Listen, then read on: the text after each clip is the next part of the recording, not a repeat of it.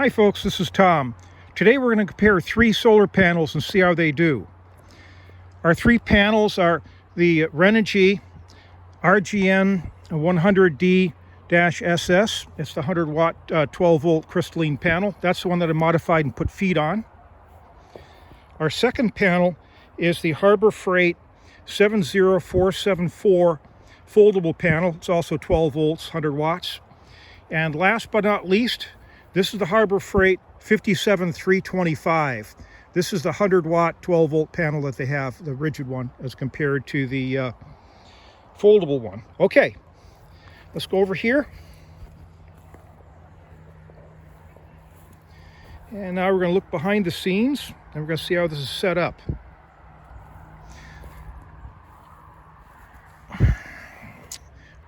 To test these panels, what we're going to do is we're going to take a Victron MPPT 100/20 20 amp charger controller, send it through here to a Renogy 12 volt 100 amp hour battery. And let's go check over here.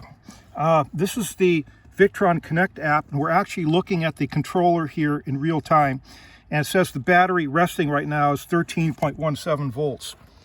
Now if we look at the Renogy chart, the Renogy chart, 13.2 almost. It looks like we're between 60 and 70% charge state, so this should not go into any sort of limiting at all.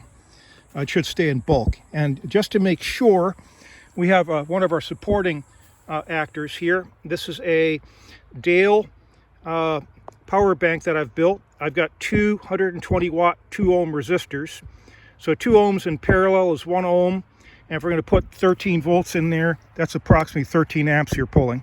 So what we can do is we can go ahead and connect this up and double check here. Yeah, and you see the voltage dropped a little bit. We're down to 13.1 and dropping a little bit there. It'll stabilize. Okay, let's get going. Let's go ahead, and what we'll do is we'll check the Renogy. Okay, we've gone ahead, we plugged in the Renogy. If you look, the Renogy comes out with MP4 connectors, and that's fine if you're going to leave it installed permanently. But for NCOM, emergency communications and wildland fire work, we like to have Anderson power poles. These are 30 amp power poles here, and they work fine for temporary work. And what I've done here is I've made a small cable to go from MP4 down to the Anderson power poles. And we've got a combiner here, so if we wanted to, we could stick up to 3 extra panels in there for 4 panels. And this is a Blue Marine, or correction, Blue Seas. Looks like it's a 10 different bay terminal strip there. And that goes to the controller, and we come out of there with some quickie wire here, and it goes to the battery. Normally I'd have a much heavier gauge wire here. This is only 14 gauge. I would probably have 10 or 8 going back to the battery. Okay, let's check this out. I want to make sure this doesn't go to sleep on us here. And right now we're doing 90 watts, and we're still charging a little bit there. Ignore that current, because again, we've got a load on that.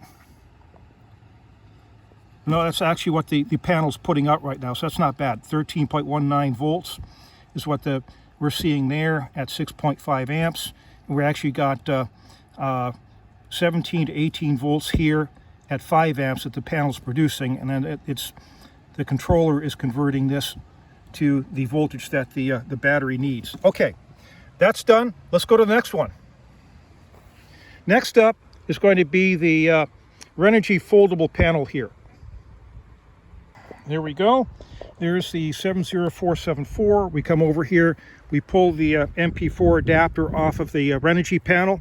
And again, we're going into here with the Anderson power poles. Now let's check and see how we're doing. Oh, surprise, guess what? We're doing 90 watts out of the other panel, out of the Renogy, and now we're down to roughly about 80 watts here out of the portable, the foldable portable panel. And we've got roughly 17 volts, 4.8 amps, almost 5 amps. And we're putting out, again, 13.5 at about 5.9 amps to the battery there. Okay, so it looks like we're 90 watts, low 80s here. Let's go check the third one. This is my modified 57-325. I own close to 10 of them now, and what we do is we take them out on wildfire with us. Each one that I've modified has a 20-foot pigtail on it of PowerWorks number 12 gauge wire. Yep, I got to redo this connector here. Just kind of pardon that for right now, but if you look, you've got the Anderson power poles on the end of this. And this is nice because this one has a very short cord. That's the Renogy. The foldable panel has a little bit more cord. I believe this is 14 gauge wire. I checked it out, and it's a little bit more maneuverable than the Renogy is. But this one here, you can put it anywhere you need to put it. No worries at all. That's why you put the 20-foot cord on it. Okay, let's check and see how we're doing. I'm going to make sure this doesn't go to sleep. And there we go. Right now we're sitting here rock solid, 92 watts. Folks, I think we have a winner. About 14.74 volts, 6 amps coming out of the panel, delivering 13.17 at 6.7 amps to the battery. There you go, folks. Looks like we have the Harbor Freight 100-watt rigid. That wins. Slowly followed by the Renogy 100-watt crystalline panel here. And coming in last, about 10 to 15% behind, is the Harbor Freight 100-watt foldable panel. Thanks for watching, folks.